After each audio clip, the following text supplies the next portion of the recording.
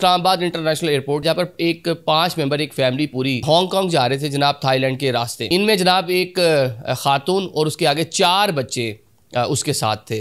लेकिन जब record check किया गया तो एक खातून के साथ जो बच्चे थे 4, उनमें से एक जो है वो तो उसका हकीकी बेटा था। खातून का नाम था बुशरा बीबी, बेटा जो उसका हकीकी था उसका नाम था अमजद।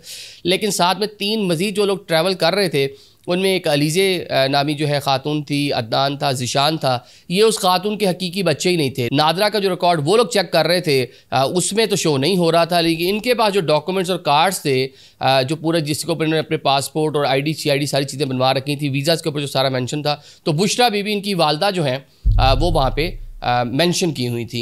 लेकिन जब नादरा का रिकॉर्ड वहाँ पे एयरपोर्ट का जो पूरा सिस्टम इंटीग्रेटेड होता है उसके चेक कर रहे थे तो वहाँ पे चीज़ 2 नंबर नज़र आ रही थी। इनको जनाब गिरफ्तार कर लिया गया है, जिसके बाद उन्होंने बताया कि हमने 1,50,00,000 रुपये एजेंट को देकर ये डॉक्यूमेंट्स हमने तैयार करवाए थे बाहर जाने के लिए।